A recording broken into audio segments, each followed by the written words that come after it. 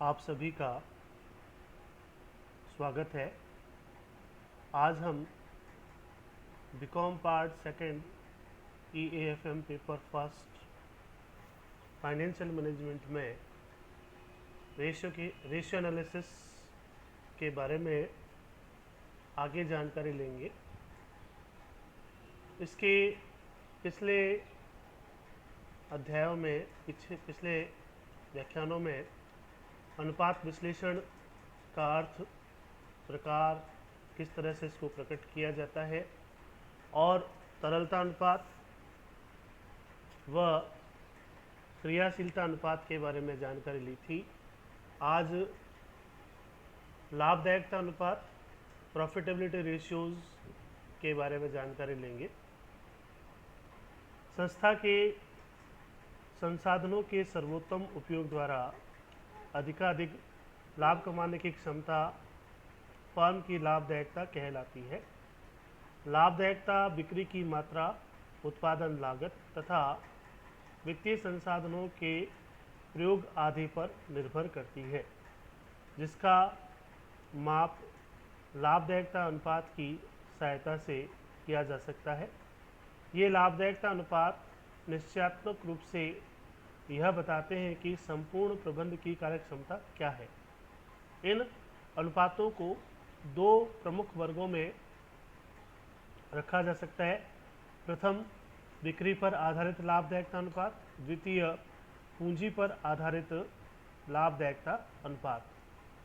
प्रथम, बिक्री पर आधारित लाभदायकता अनुपात। इन्हें सामान्य लाभदायकता अनुपात भी कहा जाता है। यह अनुपात बिक्री से विभिन्न मदों का संबंध बतलाता है, जिसमें सबसे पहले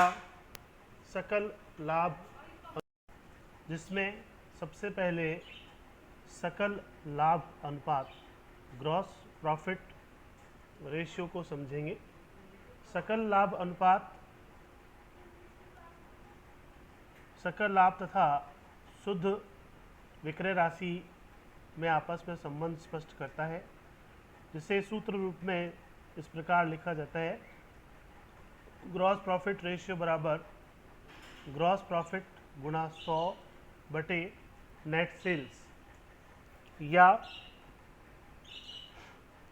net sales minus cost of goods sold बटा नेट सेल्स गुणा 100। इस तरह से भी इसको प्रकट किया जा सकता है। सकल लाभ का से प्रशासन, विक्रय, वितरण एवं वित्तीय व्ययों को ध्यान में रखने से पूर्व एक अवधि में बेचे गए माल की लागत का विक्रय राशि से किस प्रकार का संबंध है को बतलाया जाता है। अर्थात साधारणतः इसमें प्रत्यक्ष लागतों को शामिल करते हुए विक्रय राशि से संबंध को स्पष्ट किया जाता है, और इसमें ग्रॉस प्रॉफिट ज्ञात करने के लिए अप्रत्यक्ष व्ययों को छोड़ दिया जाता है। सकल लाभ अगर अच्छा है, ऊंचा है, तो इसका मतलब अपनी प्रत्यक्ष लागतें कम हैं और यह एक उचित पूंजी प्रबंध को बतलाता है। यदि सकल लाभ अनुपात कम है, अर्थात अपनी प्रत्यक्ष लागतें ज़्यादा है, अथवा कच्चे माल का भंडारण, स्टोरेज या उसकी खरीद के संबंध में कोई न कोई अनियमितता है, अथवा माल के बनाने में जो खर्च हो रहा है या जो प्रक्रिया है, संयंत्र इत्यादि का उपयोग है, वह पूर्ण है या वह सही नहीं है। तो इस प्रकार से सकल लाभ जो है वह ऊंचा और नीचा दोनों हो सकता है, और दोनों से अलग अलग प्रकार के निष्कर्ष निकाले जाते हैं। दूसरा है परिचालन अनुपात, ऑपरेटिंग रेशियो। ऑपरेटिंग रेशियो, परिचालन अनुपात हमें संस्था की परिचालन लागत एवं शुद्ध बिक्री में संबंध को स्पष्ट करता है। परिचालन लागत से आशय विकृत माल की लागत में परिचालन व्ययों को जोड़ने के पश्चात ज्ञात होने वाली मद का विक्रय से संबंध को बतलाता है। सामान्यतया परिचालन व्ययों में प्रशासन व्यय, जिसमें वेतन, किराया, ह्रास, संचालक शुल्क, विद्युत, बीमा आदि तथा विक्रय और वितरण व्ययों को शामिल किया जाता है, जिसमें अल्पकालीन ऋणों पर ब्याज, स्वीकृत बट्टा, डूबत ऋण आदि भी शामिल है। परंतु इसमें असामान्य व्ययों जैसे प्रारंभिक व्यय, दान, अंशों, ऋण पत्रों के निर्गमन पर व्यय आदि को परिचालन व्ययों में सम्मिलित नहीं किया जाता है। और शुद्ध विक्रय का आशय कुल विक्रय में से विक्रय वापसी घटाने के पश्चात जो मद आती है उससे है। ऑपरेटिंग रेशियो बराबर ऑपरेटिंग कॉस्ट बटे नेट सेल्स गुणा 100 करके हम इसे लिखते हैं। परिचालन अनुपात यदि ऊंचा होता है, यानी कि परिचालन लागत ज़्यादा होती है और विक्रय के अनुपात में यह अनुपात ऊंचा होता है, अतः अपने जो परिचालन व्यय है जिनके बारे में अभी मैंने बताया था, सामान्य प्रशासन व्यय और विक्रय और वितरण व्यय, वह बहुत ज़्यादा है, उन पर नियंत्रण की आवश्यकता है अथवा उन पर ध्यान देने की आवश्यकता है।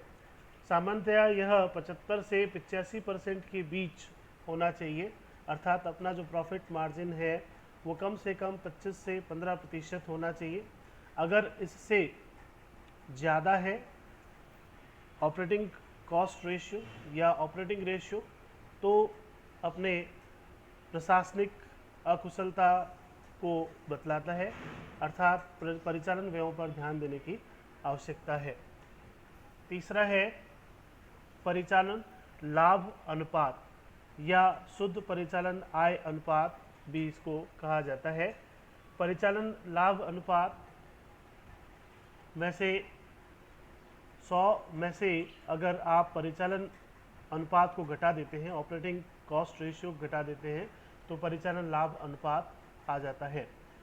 ऑपरेटिंग प्रॉफिट रेशियो बराबर ऑपरेटिंग प्रॉफिट गुणा 100 बटे नेट सेल्स लिया जाता है।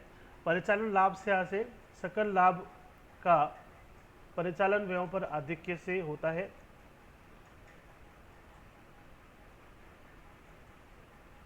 इस प्रकार सकल लाभ तथा परिचालन लाभ का अंतर मुख्य व्यवसाय से संबंधित अप्रत्यक्ष व्यय है।